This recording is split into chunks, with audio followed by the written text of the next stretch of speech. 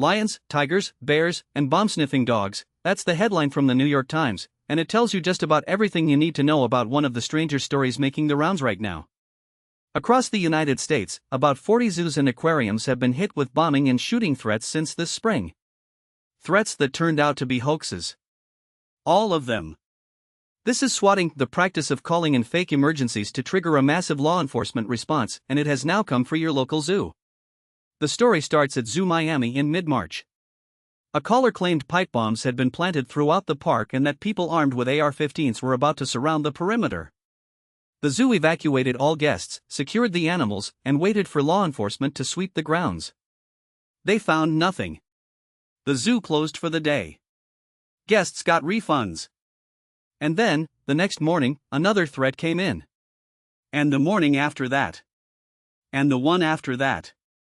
For consecutive days of hoax calls and emails targeting the same zoo.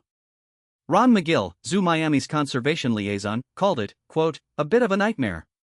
And the financial reality backs that up. Over those 4 days, the zoo lost tens of thousands of dollars in revenue and had to pay for a sheriff's department security detail. They then spent $1 million upgrading their security cameras.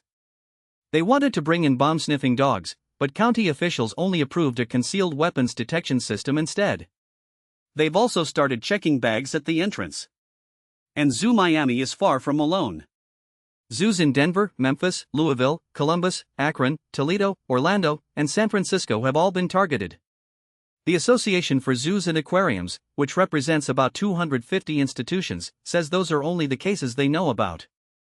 No group has claimed responsibility, and authorities see no apparent connection to animal rights organizations. So who is doing this, and why? Kevin Hendricks, a cybercrime expert with the National White Collar Crime Center, has a blunt answer: they do it, in his words, for the LOLs.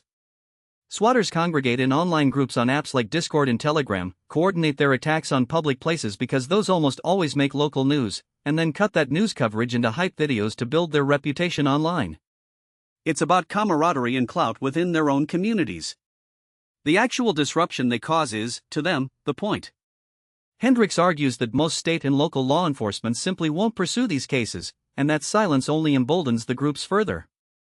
The FBI's Cleveland field office said in May it was aware of the zoo threats and working with partners to investigate, and the Zoo Association has been coordinating with both the FBI and the Department of Homeland Security to help members assess the credibility of threats. Daniel Ash, the association's president, said he hopes those coordinated efforts will, quote, result in prosecution. It's worth noting what didn't happen in any of this. The animals were fine.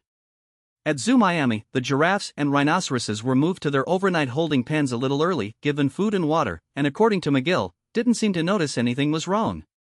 He described it as feeling like a very slow day at the park, a stark contrast to hurricane preparations, where disrupted routines actually stress the animals. The care of the animals was never compromised. The San Francisco Zoo even managed to get ahead of one of these incidents. After learning from what other zoos had gone through, they coordinated with state and local authorities, briefed their staff, and put a response plan in place before the call ever came. On June 8, it did come a caller claiming shooters were on their way. The zoo sheltered visitors in service areas, police swept the grounds, and about an hour later, everything was back to normal.